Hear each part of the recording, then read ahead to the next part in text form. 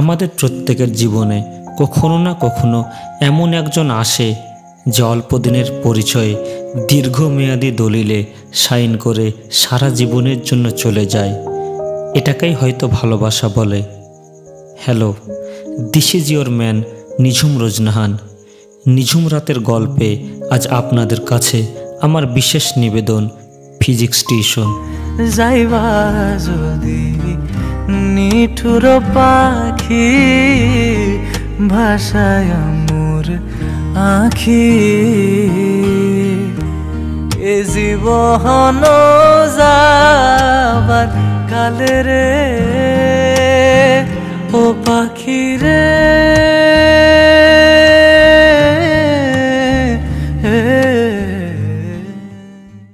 আচ্ছা, তুমি কখনো টিউশন পড়েছো? টিউশনে কখনো কোনো মেয়েকে ভালো লেগেছে তোমার? যদি লেগে থাকে তাহলে সেটা বলার চেষ্টা করেছো? নিশ্চয় ভয়ে বলনি। তবে বলতে হতো, ইস্ক তো ইস্ক है यार, और इश्क कर लेनी चाहिए। क्या पता इश्क जन्नत और जहन्नम दोनों ही देखा दे।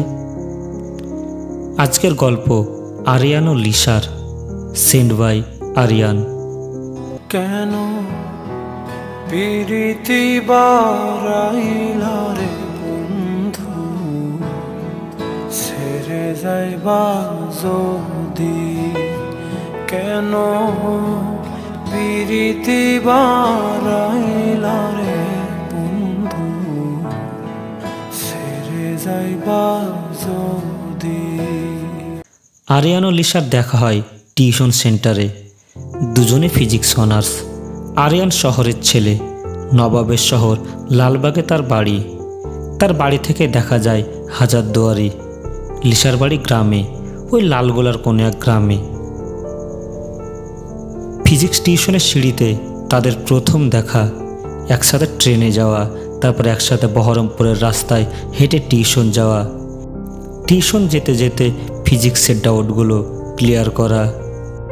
লালবাগ ও লালগোলার মাঝে এতটা দূরত্বে থাকা দুজন অনেকটা কাছে চলে এসেছিল হঠাৎই।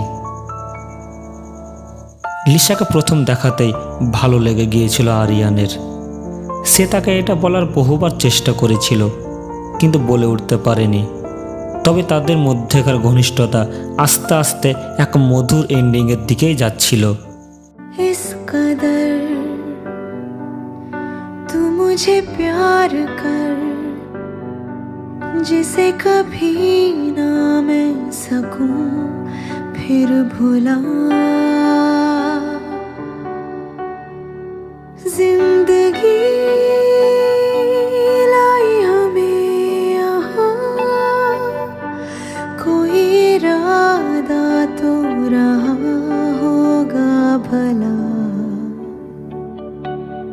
के दरखास्त है ये जो आई रात है ये, तू मेरी बाहों में दुनिया भुला दे। কিন্তু গোল বাঁধল ট্যুরের দিন। থার্ড ইয়ারে টিউশন থেকে সবাই একটা লম্বা বাস নিয়ে খুব সকালেই শীতের কনকনা ভরে রওনা দিল ফারাক্কার উদ্দেশ্যে। হালকা গোলাপি রঙের সোয়েটার ও হলুদ রঙের শাড়ি পরিহিত লিসাকে সেদিন বেশ সুন্দরী লাগছিল। আরিয়ান সেদিন ঠিক করেই নিল, অনেক হয়েছে, আর নয়, আজ বলবই। কিন্তু যেই না সে বলতে যাবে, সে দেখে তারই আরেক ক্লাসমেট সুরাজ হাঁটু গেড়ে বসে আছে লিসার সামনে, হাতে একটা লাল টকটকে গোলাপ। আরিয়ান ভেবেছিল লিসা হয়তো গোলাপ গ্রহণ করবে না, কিন্তু তার সেই ক্ষীণ আশা সেদিন ভেঙে গিয়েছিল। মন খারাপ করে ফিরে এসেছিল আরিয়ান। কারণে অকারণে নিষেধে বা বারণে তোমার নামেই যত যোজনা নিলাম, নিয়মে অনিয়মে দহনে বা ধারণে আমায় নিখোঁজ ভাবো বা পাশেই ছিলাম। টিউশনের শেষের দিন আরিয়ান ইচ্ছা করে লিসাকে অ্যাভয়েড করে যায়। লিসা দূর থেকে দেখেছিল ওকে, কিন্তু কাছে গিয়ে কথা বলার আগেই আরিয়ান মিশে যায় ভিড়ে। আশ্চর্য, কলেজ শেষ হওয়ার 5 বছর কেটে গেলেও আর ওদের দেখা হয়নি। একই শহর, এত চেনা মুখ চারিদিকে, তাও দেখা হয়নি। আসলে পৃথিবীটা গোল, কাউকে দেখতে চাইলে 7 সমুদ্র পার করেও দেখা যায়, কিন্তু যাকে দেখতেই চাই না সে বাড়ির পাশে থাকলেও দেখা পায় না। কিন্তু একদিন তাদের দেখা হলো। কলকাতায় চাকরির পরীক্ষা দিয়ে আসার পর হঠাৎই রাস্তায় তাদের দেখা। যেন সবই কোথায় হারিয়ে, আমি তোমার দ্বিধায় বাঁচি, তোমার দ্বিধায় পুড়ে যাই, এমন দ্বিধার পৃথিবীতে তোমায় চেয়েছি পুরোটাই। কলকাতার ব্যস্ত রাস্তা পার হওয়ার সময় হঠাৎই আরিয়ানের মনে হয় কেউ যেন তার গা ঘেঁষে পাশ দিয়ে হেঁটে চলে গেল। কোনো বহুদিনের চেনা এক মুখ। কেমন আছো লিসা? পেছন ঘুরে তাকায় লিসা।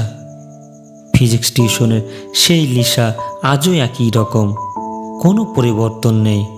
অবাক হয় আরিয়ান, সেই সৌন্দর্য, মায়া ভরা মুখ এখনো আছে।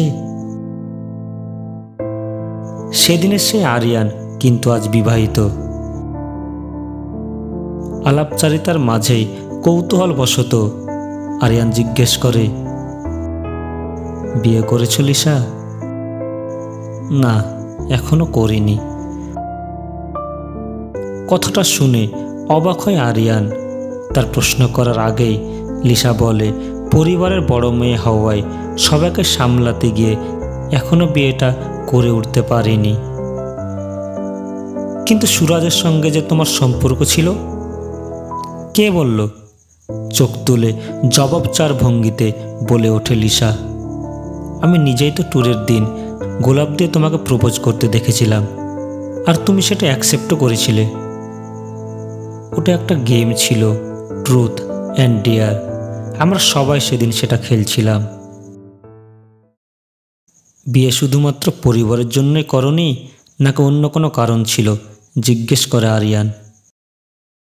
হ্যাঁ, আর একটা কারণও ছিল। একজনকে মন থেকে ভালোবেসেছিলাম, কিন্তু সে চলে গিয়েছে। কে সে? আবারও জিজ্ঞেস করে আরিয়ান। যার সঙ্গে ফিজিক্স টিউশনের সবচেয়ে বেশি সময় কাটিয়েছি সে, যার সঙ্গে একসঙ্গে হেঁটেছি, যার সঙ্গে একসাথে হেঁটে ফিজিক্স টিউশনে যেতাম সে। শেষবারের মতো উত্তর দেয় লিসা। আর কথা বলার সুযোগ পায়নি আরিয়ান। সে দেখতে পায় ভিড়ের মাঝে মিশে যাচ্ছে লিসা, ঠিক যেভাবে 5 বছর আগে সে।